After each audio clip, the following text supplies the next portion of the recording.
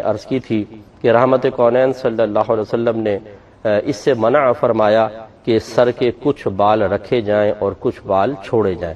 تو اس میں اگر خلاصہ نکالا جائے تو یہی نظر آتا ہے کہ غیر مسلمین کے فیشن کو اپنانا یہ مناسب نہیں ہوتا ہے۔ لیکن بات وہی ہے جو میں نے آپ کی خدمت میں گزارش کی کہ بعض چیزیں ایسی ہوتی ہیں جو مسلمانوں میں بہت زیادہ رائج اور عام ہو جاتی ہیں، ان کے اندر پھر اتنی سختی نہیں رہتی ہے۔ جیسے اب نبی کریم صلی اللہ علیہ وسلم نے اگر کچھ بال رکھنے کو اس سے منع فرمایا تھا تو وہ یقیناً مسلمانوں کا طریقہ نہیں تھا، یہ تھا اس وقت غیر مسلمین کا طریقہ، اس لیے سرکار نے منع فرمایا کہ جب ہم غیر مسلمین کے طریقے اپنائیں گے تو اپنے اسلامی طریقے معمولی اور حقیر سے محسوس ہوں گے، اس مسلمان کی اپنی ایک شناخت ختم ہو جائے گی۔ وہ اگر پہچانا جائے گا تو کسی غیر قوم کے ذریعے اس کو غیر قوم کی طرف منسوب کر کے پہچانیں گے، ارے بھائی تم تو پورے انگریز لگ رہے ہو، اس لوگ کہتے ہیں بھائی بال کیسے ہیں جی امریکنز کی طرح، اچھا داڑھی کا سٹائل کیسا رکھا ہوا ہے، فرینچ کٹ ہے،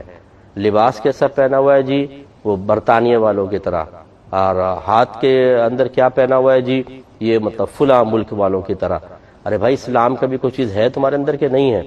اسلام سے ہم اتنا زیادہ معاذ اللہ ثم معاذ اللہ چڑ سی کھانے لگ گئے ہیں، میں یہ لفظ استعمال اس لیے کر رہا ہوں کہ یہ ہر ایک تو نہیں لیکن بہت سے مسلمان ایسے ہیں کہ اگر ان کو آپ اسلامی شعار کی طرف بلائیں تو غصہ آنا شروع ہو جائے گا، آپ سے بحث کرنے لگیں گے اور آپ کو زج کریں گے، اپنے دلائل دیں گے، اور اگر آپ ان کو حال پہ چھوڑ دیں تو کوئی ایک اسلامی چیز قبول نہیں کریں گے۔ اس کا مطلب یہ ہوا کہ وہ دوسروں کی چیزیں بلا دلیل بھی قبول کر رہے ہیں۔ اسلام کی چیزیں اپنانے کے لیے، اسلامی شعار اختیار کرنے کے لیے دلائل دیجئے، ان کو پہلے قائل کیجئے، پھر وہ مائل ہوں گے، ورنہ نہیں۔ یہ ایک المیہ ہے۔ تو چنانچہ کہنے کا مطلب یہ ہے کہ اب جو ہمارے مسلمان مردوں کے اندر خاص طور پر مختلف قسم کے سٹائل چل رہے ہیں، آپ یہ دیکھیں اسلامی سٹائل تو دو ہیں بڑے سٹائل، ایک تو یہ ہے کہ بیچ میں مانگ بالکل نہ نکالی جائے، اس طرح پورے بال رکھے جائیں اور پیچھے سے بال کو اس طرح کٹوا لیا جائے، یہ سٹائل ہے، یا بیچ کی مانگ نکالنا میرے آقا صلی اللہ علیہ وسلم کی سنت کریمہ ہے، اور زلفیں رکھنا بھی سرکار کی سنت ہے۔ لیکن اگر کوئی یہ نہیں رکھتا ہے اور اس طرح کا کوئی اسٹائل اپناتا ہے جو کسی غیر قوم کے ساتھ مخصوص نہیں ہے، اب مسلمانوں میں رائج جیسے فوجی کٹ ہمارے یہاں ہوتا ہے، چھوٹے بال کرنا، اس طرح کے جو عام طور پر لوگوں میں رائج ہیں، اس کی کوئی ممانعت نہیں ہوگی۔ ہاں اس قسم کے بالکل اسٹائل اپنانا جو غیر قوموں سے منتقل ہو کر آئے ہوں اور انسان ان کو اختیار کر کے سب سے منفرد سا نظر آتا ہے، یہ پھر آتا ہے فیشن کے اندر۔ اس کا مطلب ہے کہ یہ عام رواج نہیں ہے بلکہ اب یہ مخصوص کسی قوم کا آپ نے طریقہ اپنایا ہوا ہے جو مسلمانوں میں بھی عام نہیں ہوا۔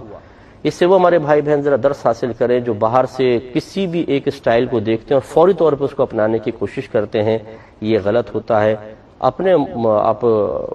مذہب کا اسٹائل اپنائیں، یہ سب سے بیسٹ ہے، یا کم از کم جو مسلمانوں میں عام طور پر رائج ہو۔ ہمارے یہاں پہ جب ورلڈ کپ کوئی فٹ بال کا ہوتا ہے تو وہ خاص طور پر کھلاڑیوں کو بھی پتا ہے کہ پورا ورلڈ ہمیں دیکھ رہا ہے، تو وہ مختلف قسم کے ہیئر اسٹائل بناتے ہیں، مختلف قسم کی چیزیں اپناتے ہیں، اور ہم وہ مسلمان جن کے پاس زندگی گزارنے کا ہر طریقہ مذہب کی طرف سے دیا ہوا ہے، جو میں چیلنج کرتا ہوں کہ کسی بھی دنیا کے مذہب کو آپ اٹھا لیں، اتنی کامل ترین اور وسیع تعلیمات کسی کی بھی نہیں ہے، لیکن ہمارے احساس کمتری کا کیا کیا جائے کہ ہم اسی مذہب کو جو کامل ترین ہے اسے ماد اللہ ثم ماد اللہ عمل کے اعتبار سے اپنے لیے شاید ناقص یا کم سمجھتے ہیں، وہ طریقے اپنا لیتے ہیں، لیکن یہ چیز غیر مناسب ہے۔ گویا کہ نبی کریم صلی اللہ علیہ وسلم نے اس طرح کے فیشنوں کو اختیار کرنے سے منع کیا کہ جس میں انسان کو دیکھ کر انتقال ذہن غیر مسلم قوموں کی طرف ہو، مسلمانوں کی طرف نہ رہے۔ اس لیے میں کہتا ہوں کہ جو اسٹائل ہمارے مسلمانوں میں عام ہو چکے ہیں ان کو دیکھ کر کسی کا ذہن اس طرف نہیں جائے گا، اگرچہ وہ پہلے کہیں ادھر سے آیا ہو۔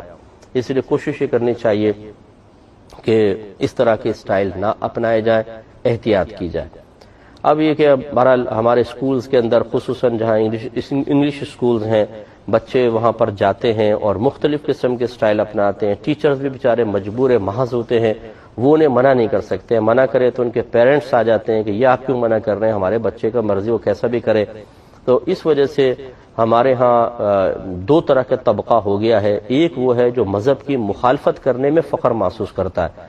اور وہ مذہب سے ہٹ کر اپنے آپ کو ایک منفرد اسٹائل میں ڈھال کر اپنے لیے انفرادیت کے پہلو تلاش کرتا رہتا ہے، اور اسے اسی میں عجیب لگتا ہے کہ میں عام لوگوں سے بلند و بالا ہوں۔ اس کو منفرد ہونے کا احساس، عام لوگوں سے بلند ہونے کا احساس جو ہے اسے ان چیزوں پر مجبور کرتا ہے، اور اگر کوئی اس کے خلاف بولنے لگے تو ان کو مطلب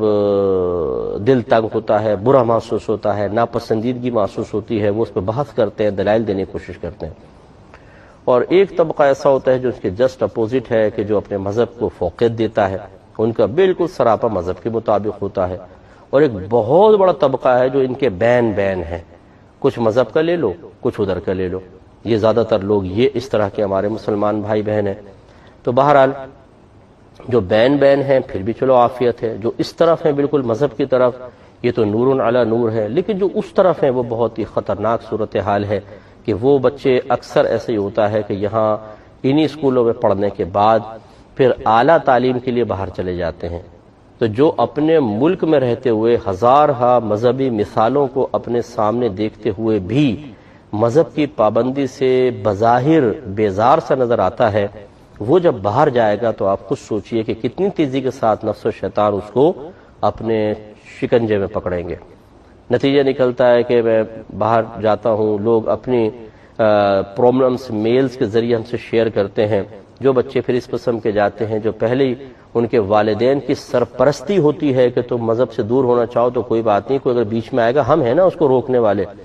تو جن کو ماں باپ کی سپورٹ حاصل ہوتی ہے جب پھر باہر جاتے ہیں، پھر مذہب کو چونکہ کوئی اہمیت ہی نہیں دی، کوئی دلیل تو ذہن میں ہے نہیں، اب کوئی بھی سامنے والا اگر تھوڑی سی ان سے مذہب کے معاملے میں بحث کرتا ہے تو فوراً ہتھیار ڈال دیتے ہیں۔ اور ایسے گروپس اب وہاں پر تشکیل پا چکے ہیں جو بچوں کا ذہن بناتے ہیں کہ مذہب کی پابندی کوئی ضروری نہیں ہے، اپنی زندگی گزارو، ٹھیک ہے، آپ انسانیت کی خدمت کریں، کسی کو تکلیف نہ پہنچائیں، کیا ضرورت ہے مذہب کی پابندی اختیار کرنے کی؟ تو پھر اس سے لادین بے دین لوگ پیدا ہوتے چلے جا رہے ہیں، یہ تیزی سے بڑھ رہے ہیں۔ اسی طریقے سے جب مذہب کی پابندی کی کوئی وقعت نہیں ہوتی تو پھر ہم کس سے شادی کر رہے ہیں، کس سے ہمارا خاندانی میل ملاپ ہو رہا ہے، یہ نہیں دیکھا جاتا۔ تو پھر لڑکیاں، ہماری بہت سی بچی ایسی ہوتی ہیں مسلمان ہیں لیکن غیر مسلمین سے نکاح، جس کو قرآن میں صاف منع کیا گیا، ان سے نکاح ہو رہے ہیں۔ ان چیزوں میں بڑی توجہ کرنے کی ضرورت ہے کہ بعض اوقات ماں باپ ایک چیز کو معمولی سمجھ کر اس کو ڈیفینڈ کر رہے ہوتے ہیں، اس کو اپنے بچوں کو پروٹیکشن فراہم کر رہے ہوتے ہیں کہ بھئی اتنی سی چیز تو ہے، لیکن اتنی سی چیز کا نتیجہ کہاں پر جا کر مرتب ہوتا ہے اور کیا کیا نتائج نکلتے ہیں، کاش ان پر بھی ماں باپ کی نگاہ ہو، لیکن نہیں ہو پاتی۔ بعد میں یہی ماں باپ ہوتے ہیں جو پچھتاتے ہیں، پھر وہ ہمیں فون کرتے ہیں، میلز بھیجتے ہیں، صاحب ہمارے بچے کو دعا کریں، کوئی وظیفہ بتائیں، فلاں جگہ چلا گیا ہے، فلاں کا مذہب اختیار کر لیا ہے، فلاں کے پیچھے چلا گیا ہے۔ تو اس لیے ان چیزوں کو معمولی نہ سمجھیں۔ میں اکثر عرض کرتا ہوں کہ جس نے اپنے نبی کریم صلی اللہ علیہ وسلم کے احکام کو معمولی سمجھا، حقارت کی نگاہ سے دیکھا، اللہ تعالیٰ اس کو معمولی اور حقیر بنا دیتا ہے، اور یہ اکثر ایسا ہی ہوگا، اس لیے توجہ کرنی چاہیے۔